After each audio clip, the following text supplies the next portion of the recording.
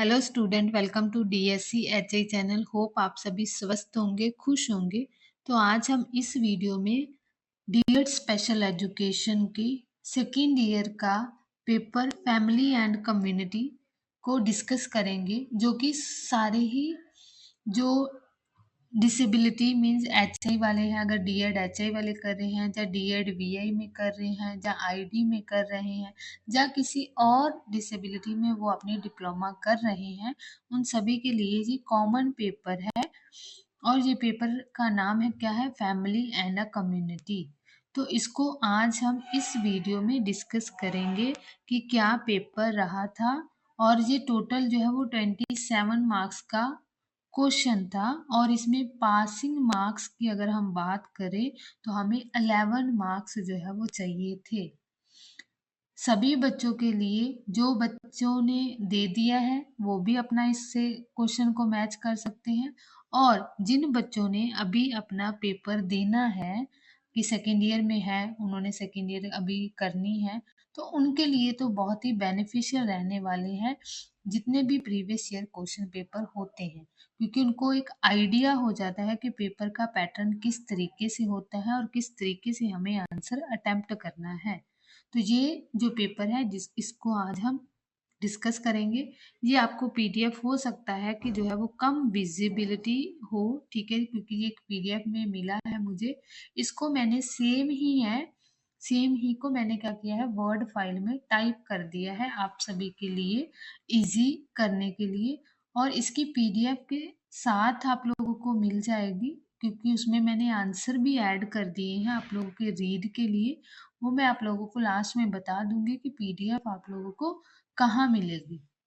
वहाँ जाकर आप पीडीएफ को डाउनलोड कर सकते हैं और उसको एक बार दोबारा से रिवाइज कर सकते हैं, क्योंकि कभी बार क्वेश्चंस रिपीट होते हैं।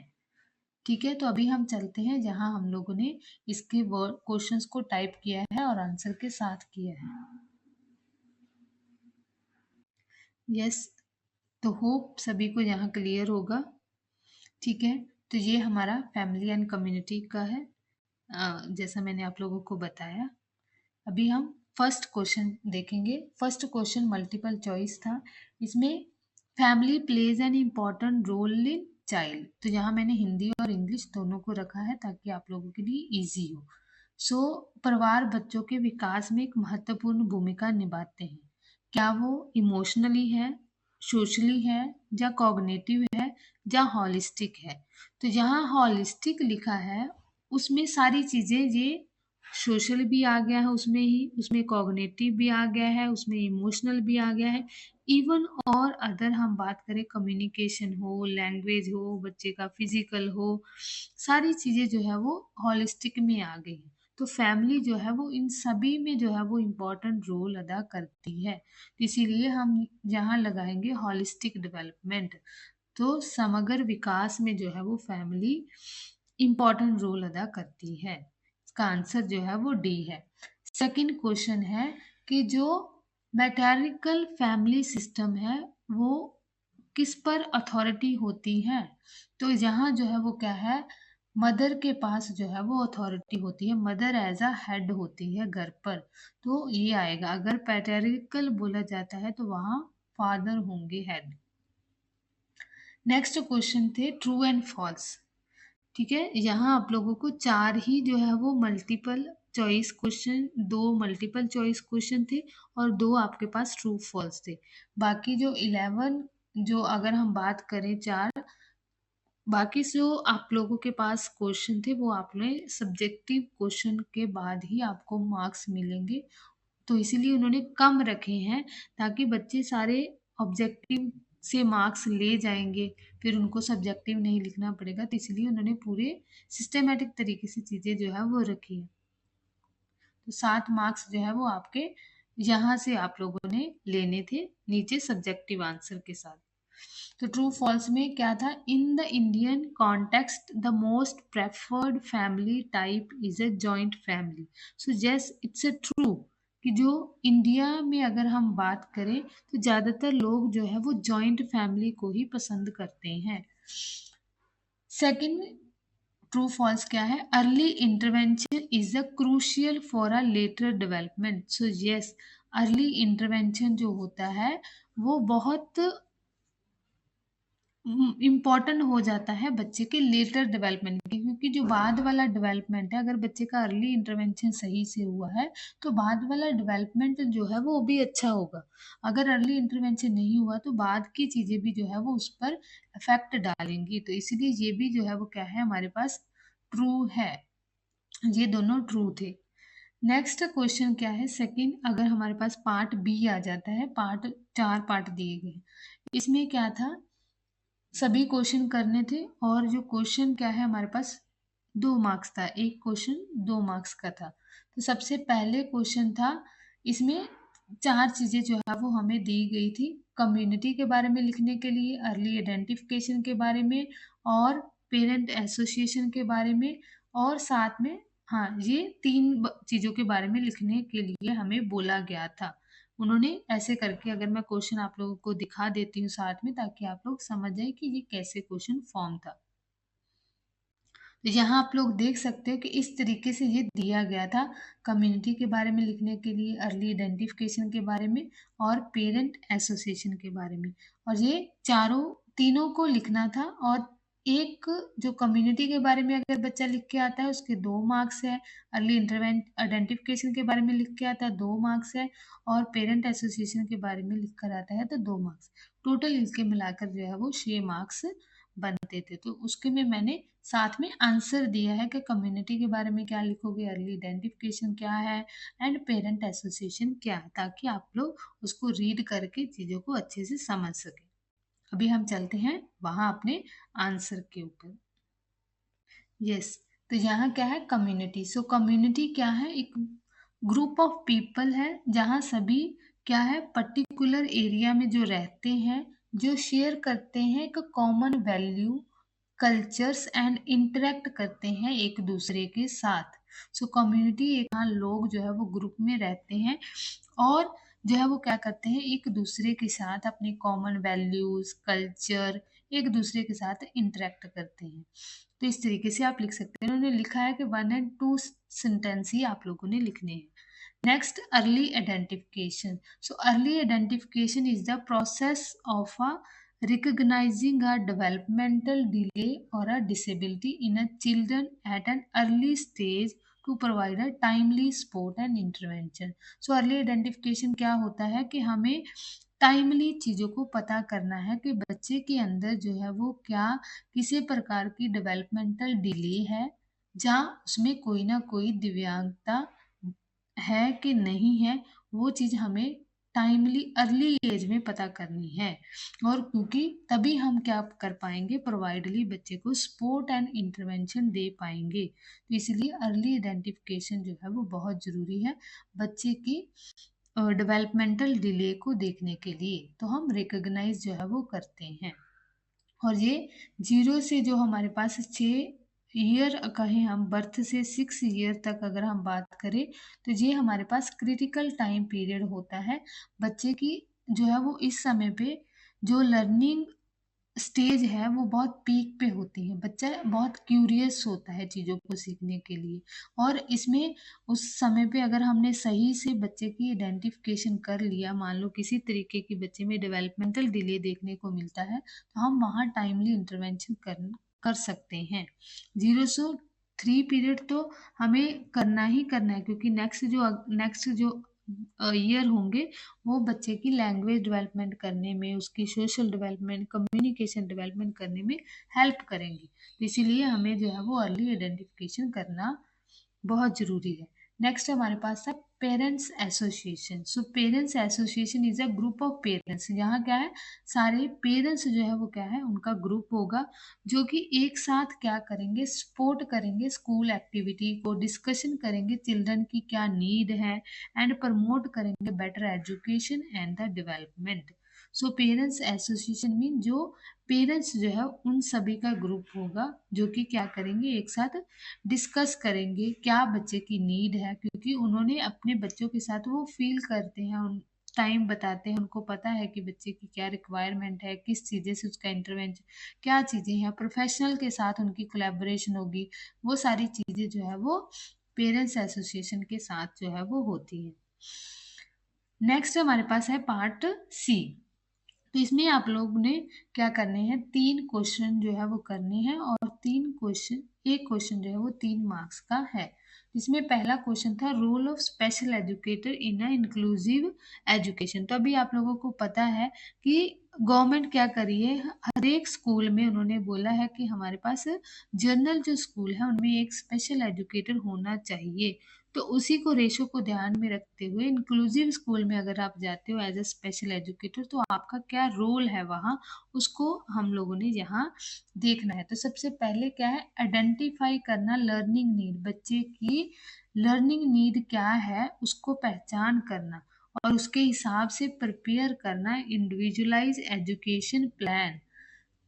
नेक्स्ट, अडेप्ट करना करिकुलम। अब सभी बच्चों को हम सेमी एनसीईआरटी के करिकुलम स्टैंडर्डाइज है। अब वो हो सकता है कि जो स्पेशली एबल्ड बच्चा है उसके लिए हो सकता है कि वो टफ हो, जा कुछ चीज़ें उसके लेवल की ना हो, तो उसके लिए हमें अडेप्टेड करिकुलम और टीचिंग मेथड और यूज़ करने पड़ेंगे असिस्टिव डिवाइस, और कोलैबोरेट करना पड़ेगा जनरल टीचर के साथ, पेरेंट्स के साथ, थेरेपिस्ट के साथ, और प्रोवाइड करने पड़ेगी हमें रेमेडियल टीचिंग, और सपोर्ट करना पड़ेगा इंक्लूसिव क्लासरूम को। ये सारे जो है वो क्या है, स्पेशल एजुकेटर के रोल है इंक्लूसिव क्लासरूम में। और भी हो सकते हैं, आप लोग जो है वो अपने अकॉर्डिंग सोचकर भी लिख सकते हो, बट सही से वो स्ट्रक्चर वे में लिखना आना चाहिए आप लोगों को।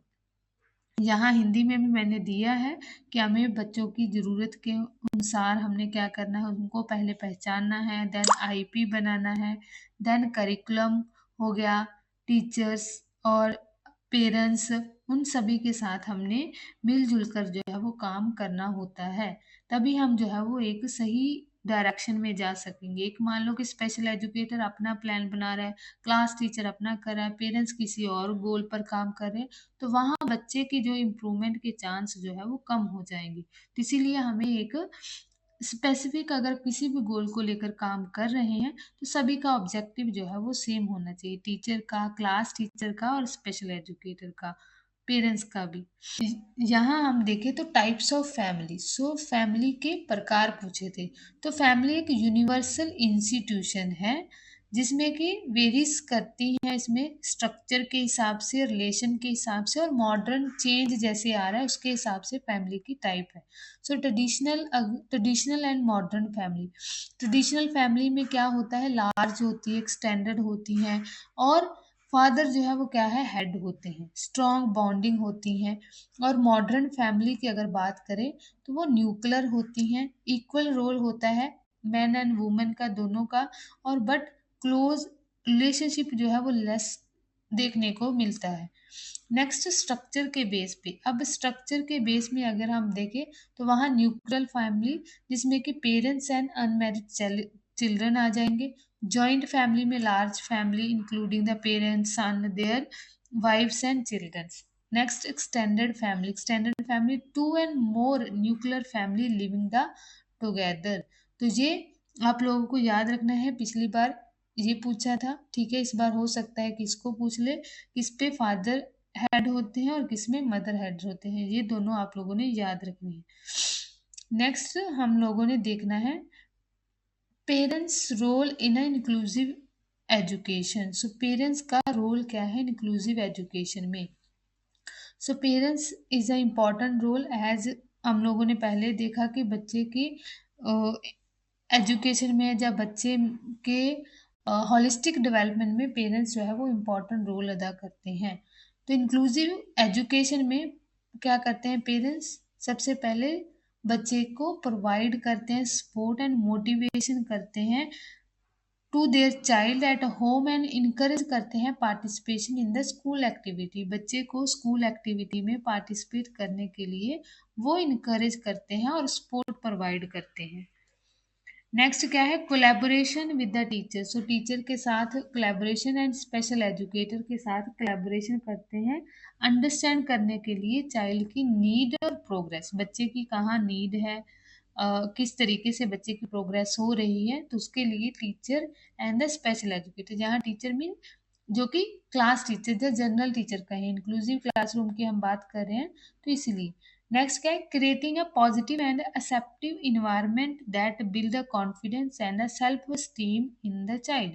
सो कॉग्निट पॉजिटिव इन्वायरमेंट बनाना होता है, एक्सेप्टिव इन्वायरमेंट, तो बच्चे को एक्सेप्टिव, बच्चा जो है वो अपने आप को मीन आइसोलेट फील ना करे, तो इसीलिए इन्वायरमेंट जो है वो क्या है, पॉजिटिव क्रिएट करने का पेरेंट्स का रोल मेन हो जाता है। बच्चा क्या है जिसमें कॉन्फिडेंस फील करे, उसको लगे कि यस मेरी भी कोई सेल्फ एस्टीम है, जिसको सभी जो है वो यस मैं मुझे भी जो है वो मान रहे हैं। नेक्स्ट क्या है, ensure the regular attendance and follow up, तो बच्चे की रेगुलर मीन्स कभी बार होते हैं कि इंक्लूसिव क्लास में बच्चा जाता है, बच्चे को पेरेंट्स भी ध्यान नहीं देते हैं, बच्चा बहुत दिन एब्सेंट रह जाता है, तो वो फॉलो अप भी लेना है, बच्चा कहाँ तक पहुँचा है, कितनी प्रोग्रेस है, क्या करता है स्कूल में, किस तरीके से क्लासरूम में बच्चों के साथ इंटरेक्ट करता है नहीं, वो सारी चीज़ें जो है वो पेरेंट्स का रोल होता है इन सारी चीज़ों को ध्यान में रखना। एडवोकेटिंग फॉर देयर चाइल्ड, तो बच्चे के जो राइट्स हैं उनके लिए एडवोकेट करना, और नेसेसरी सपोर्ट जो भी सर्विसेज स्कूल में मिल सकती हैं उसके लिए भी जो है वो पेरेंट्स का रोल होता है, क्योंकि मान लो कि कभी बार इंक्लूसिव स्कूल है, कभी बार वहाँ इतनी सारी फैसिलिटी नहीं प्रोवाइड होती, बट बच्चे का चाइल्ड का राइट है वो चीज़ें लेना, तो इस वे के लिए कौन जाकर मांग करेंगे, तो पेरेंट्स ही जो है वो क्या करेंगे, एडवोकेटिंग करेंगे, एडवोकेसी करेंगे कि बच्चे की ये नीड है, तो आपका इंक्लूसिव सेटअप है तो आपको ये प्रोवाइड करनी है, तो इसलिए तभी होगा जब पेरेंट्स जो है उस चीज़ों के लिए उनके राइट्स को पहचानेंगे और उनकी मांग रखेंगे आगे। Is it clear? सो ये हमारे पास था पेरेंट्स का रोल, यहाँ हिंदी में भी है। नेक्स्ट हमारे पास है community as a stakeholder in the inclusive classroom. So stakeholder कौन होते हैं, जो क्या करते हैं कि equal right, equal learning opportunity provide करते हैं बच्चों को, ठीक है, स्पेशल नीड हो, स्पेशल स्कूल हो या रेगुलर स्कूल में। स्टेक होल्डर में वो सारे पीपल आ जाते हैं जो कि एजुकेशन में या बच्चे की रिहैबिलिटेशन में चीज़ों में हेल्प करते हैं, उसमें टीचर हो गया, पेरेंट्स हो गया, special educator, school authority, NGO, और ये सारे जो है वो इसमें stakeholder, professional, speech therapist, सारी चीज़ें जो है वो इसमें आ जाएंगी, जो जो बच्चे की इम्प्रूवमेंट के लिए उसमें सपोर्ट कर रहा है वो सारे ही स्टेक होल्डर में आ जाते हैं।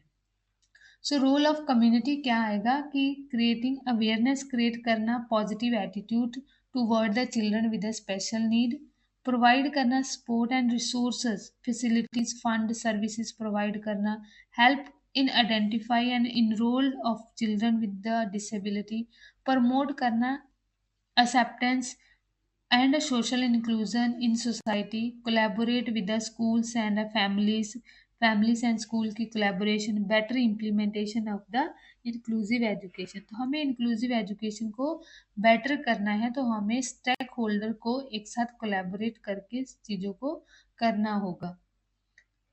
तो ये क्वेश्चन है। नेक्स्ट हमारे पास जो है वो क्या है, role of NGOs in the education children with the special need. तो हम ज़्यादातर देखें कि अगर इंडिया में तो चिल्ड्रन विद स्पेशल नीड जो है वो ज़्यादातर एनजीओ, बहुत सारी एनजीओ जो है वो इन बच्चों के लिए काम कर रही है। तो एनजीओ क्या है, नॉन गवर्नमेंट ऑर्गेनाइजेशन है जो कि non profit group that work for the welfare and development of a society, especially for the vulnerable group like a children with a special need।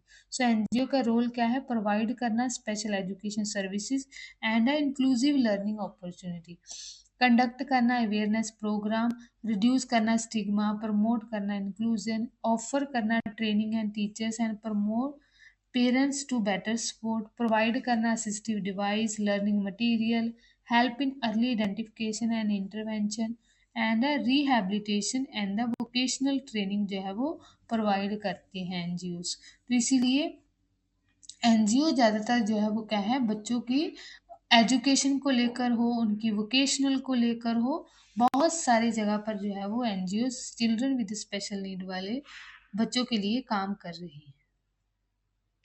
Next हमारे पास जो है वो part D. So part D में हमारे पास 2 question दिए गए थे, इनमें से आपको एक ही चूज करना था, बट मैंने दोनों के आंसर दिए हैं। नेक्स्ट टाइम हो सकता है कि इनमें से कोई आप लोगों को देखने को मिल सके, जो कि एक क्या है 8 मार्क्स का क्वेश्चन था। तो इसका पहला क्वेश्चन क्या था, impact of having a child with disability. अब चिल्ड्रन चाइल्ड विद डिसेबिलिटी है, उसका इम्पैक्ट क्या पड़ता है, लिस्ट डाउन करना है हमने। एंड स्टेज क्या होती है, reaction and coping strategy. Parents का क्या रिएक्शन होता है जब बच्चा जो है वो डिसेबल है, तो वो कौन सी स्टेजेस से गुजरता है और किस तरीके से वो कोपिंग स्ट्रेटजी के किस तरीके से उसके लिए अपने आप को जो है वो काम करता है, या किस तरीके से बच्चे को एक्सेप्टेंस करता है, क्या चीज़ें वो एडजस्ट करता है, वो सारी चीज़ें जो है वो इस क्वेश्चन में है। तो सबसे पहले क्या है, इंट्रोडक्शन। तो जब भी आप बड़ा क्वेश्चन लिखते हो तो आपने इंश्योर करना है कि इंट्रोडक्शन लिखनी है, फिर उसका मेन चीज़ें लिखनी है जो पूछी है, और लास्ट में कंक्लूजन लिखना है। So the birth of the child with a disability have a significant emotional, social and economic impact on the family. So जब बच्चे डिसेबल होता है तो उसका जो है वो बहुत ज़्यादा इमोशनली हो पेरेंट्स पर, सोशली हो, इकोनॉमिकली जो है वो इम्पैक्ट देखने को मिलता है। पेरेंट्स में experience a range of reaction and challenges while adjusting to the child need. Understanding these reaction and adopting coping strategy help the families provide the better care and support. तो impact क्या क्या होगा, सबसे पहले अगर हम देखें तो इमोशनल इम्पैक्ट पड़ता है कि मीन्स वो stress, anxiety, guilt, sadness feel करते हैं, मीन्स हैप्पी नहीं फील करते हैं। जब बच्चा उनको पता चलता है कि डिसेबल है तो वो सैड हो जाते हैं, स्ट्रेस फील करते हैं, एंजाइटी फील करते हैं। ये नॉर्मल बात है।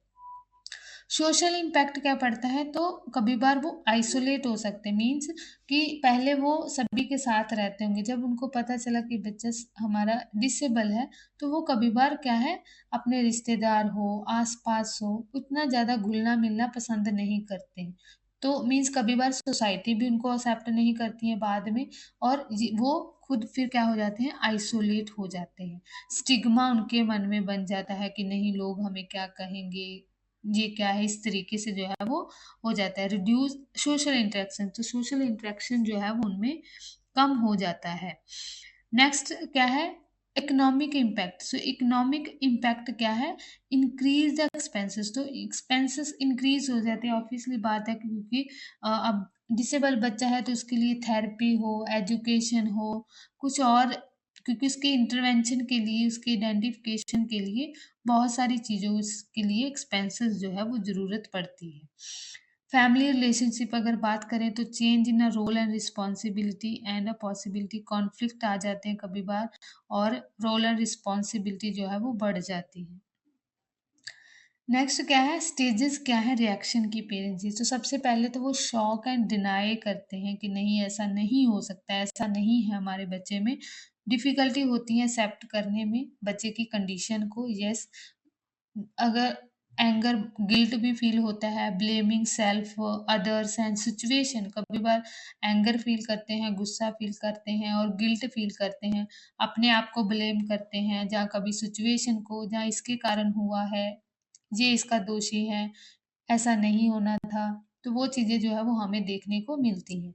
नेक्स्ट डिप्रेशन में कभी पेरेंट्स कभी बार, अगर उनका बच्चा डिसेबल है तो वो डिप्रेशन में भी चले जाते हैं, feeling of sadness and helplessness feel करते हैं। फिर लास्ट में धीरे-धीरे करके ग्रेजुअली वो क्या एक्सेप्टेंस आ जाती है, अंडरस्टैंडिंग करने लग जाते हैं कि नहीं अब कुछ, क्योंकि फिर आस-पास में माहौल को देखते हैं, जब वो अपने आइडेंटिफिकेशन के दौरान, इंटरवेंशन के दौरान दूसरे बच्चों के साथ या पेरेंट्स के साथ उनकी बॉन्डिंग होती है, तो वहाँ वो देखते हैं कि जैसे हमारा बच्चा ही नहीं है और भी बहुत सारे बच्चे जो है वो एग्जिस्ट करते हैं जिनको ये चीज़ें हैं, तो वहाँ फिर एक्सेप्टेंस और धीरे-धीरे जो है वो देखने को मिलती है। एडजस्टमेंट, फिर positive approach toward the child development, फिर धीरे-धीरे करके क्या है वो पॉजिटिव अप्रोच को अपनाते हैं कि जैसे बच्चे की डेवलपमेंट के लिए वर्क करना स्टार्ट करते हैं।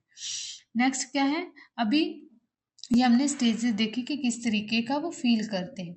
अब कोपिंग स्ट्रेटजी क्या है कि किस तरीके से वो उन सारी चीज़ों से कोप अप करते हैं। फर्स्ट क्या है, प्रोफेशनल हेल्प लेते हैं, डॉक्टर हो, काउंसलर हो, स्पेशल एजुकेटर हो। फिर family and social support for emotional strength, family की सोशल सपोर्ट की हेल्प लेते हैं। Parental training and awareness about the child's condition, वो सारी चीज़ें। फिर जॉइंट सपोर्ट ग्रुप्स, एनजीओ वगैरह से जॉइन करते हैं। पॉजिटिव एटीट्यूड रखते हैं, रियलिस्टिक एक्सपेक्टेशन रखते हैं कि जो बच्चा कर सकता है उसी के लिए, ये नहीं है कि बहुत बड़ी-बड़ी एक्सपेक्टेशन रखने लग जाते हैं, नहीं, रियलिस्टिक उनको पता चलता है कि जैसे ये बच्चा कर सकता है।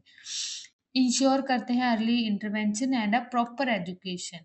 सो लास्ट में अगर हम कंक्लूजन की बात करें तो although having a child with a disability bring a challenges, अगर बच्चे को डिसेबिलिटी है तो बहुत सारे चैलेंजेस देखने को मिलते हैं, but with the proper support, अगर प्रॉपर सपोर्ट मिल जाती है, अवेयरनेस हो जाती है, पॉजिटिव कोपिंग स्ट्रेटजी हो जाती है, तो families can adopt effectively ensure the child overall development. तो पेरेंट्स अगर सारी चीज़ें सही से करते हैं, अडैप्ट कर लेते हैं इफेक्टिवली, और बच्चे का ओवरऑल डेवलपमेंट अच्छा हो सकता है और इंक्लूसिव सोसाइटी जो है वो बन सकती है।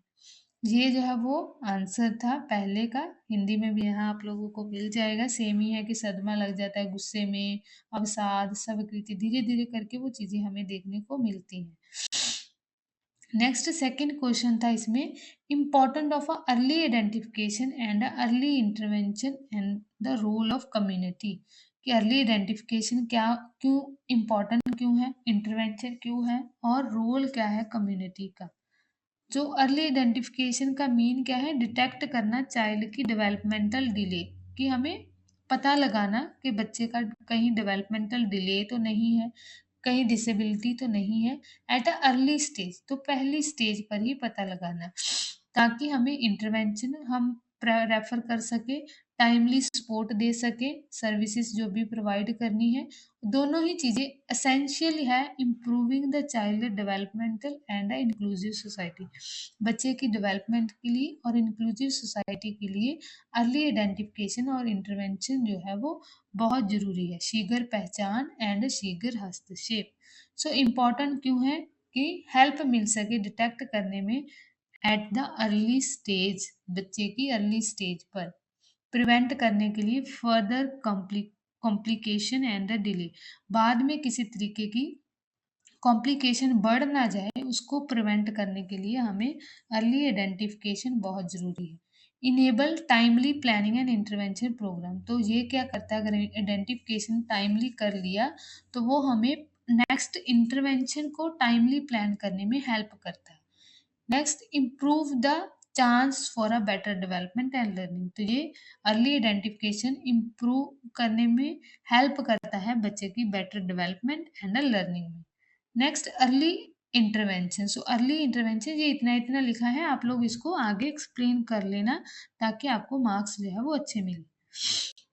अर्ली इंटरवेंशन में इन्हेंस करता है physical, cognitive, language and social development, early intervention बच्चे के होलिस्टिक डेवलपमेंट में इम्पॉर्टेंट रोल अदा करता है, रिड्यूस करता है सिवियरिटी ऑफ डिसेबिलिटी, कभी बार क्या होता है कि बच्चे की वो प्रोग्रेसिव लगा लो कि होती है, तो उसको हम कहीं न कहीं उसकी सिवियरिटी ज़्यादा ना बढ़ जाए, उसको हम क्या कर सकते हैं, रिड्यूस कर सकते हैं, अगर हम इंटरवेंशन टाइमली प्रोवाइड कर दिया तो।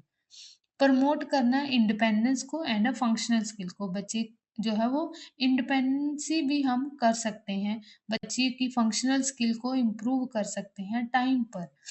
प्रिपेयर करना child for the inclusive education, तो बच्चे को हम, जहाँ बच्चा स्पेशल स्कूल में मीन्स लेट उसका इंटरवेंशन हुआ तो उसको स्पेशल स्कूल में डालना पड़ा, अगर हमने टाइमली इंटरवेंशन कर दिया तो हो सकता है कि हम उनको इंक्लूसिव एजुकेशन में, इंक्लूसिव स्कूल में भेज सके, तो इसीलिए हमें इंटरवेंशन बहुत ज़रूरी है। फिर सपोर्ट करना फैमिली को अंडरस्टैंड करने में और मैनेजिंग द चाइल्ड नीड, बच्चे की नीड को पहचानने में भी अर्ली इंटरवेंशन हेल्प करता है। नेक्स्ट कम्युनिटी का रोल क्या है? सो कम्युनिटी का रोल क्या है? क्रिएट करना awareness about the disability and early sign. क्या क्या अर्ली साइन होते हैं कि जिससे हम बच्चे की डिसेबिलिटी को पहचान सकते हैं, उसके लिए अवेयरनेस प्रोवाइड करना कम्युनिटी का काम है।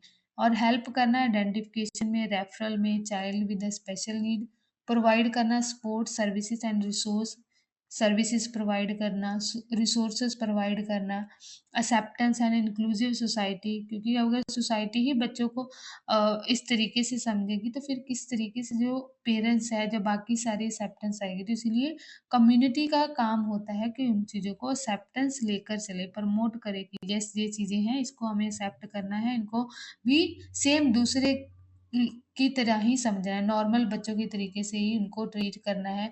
बिना उसको मतलब ये नहीं है कि अगर आपने डिसेबल बच्चा देखा है तो आप उसको निग्लेक्ट करोगे, ठीक है, दूसरे बच्चों के साथ आप खेलने से मना करोगे, तो ऐसा नहीं करना है। तो ये चीज़ें प्रमोट करना कम्युनिटी का काम है कि उनको उनके राइट्स जो है वो मिले। Collaboration with the school and parents and the NGO. So community का काम है कि कोलैबोरेट करे स्कूल, पेरेंट्स एंड एनजीओ के साथ, ताकि इंक्लूसिविटी को बढ़ावा मिल सके। नेक्स्ट कंक्लूजन क्या है? Early identification and intervention are a crucial role in improving the quality of a life of children with a special need. So with the active support from the community, children can achieve the better development and a successfully inclusion in a education and the society. So ये क्या होगा कि अगर बच्चे के सही समय पे कम्युनिटी सपोर्ट कर देती है तो बच्चे का बेटर डेवलपमेंटल हो सकता है और सक्सेसफुली जो है वो इंक्लूजन हो सकता है एजुकेशन में एंड द सोसाइटी में।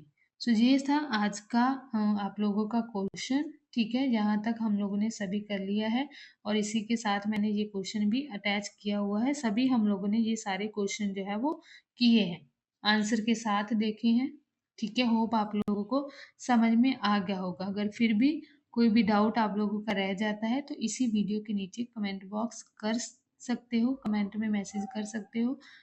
और इसकी पीडीएफ आप लोगों को चाहिए तो वो आप लोगों को जो है वो कहाँ मिलेगी? इसी वीडियो के नीचे डिस्क्रिप्शन बॉक्स में इसकी जो है वो पीडीएफ मिल जाएगी। So thank you so much.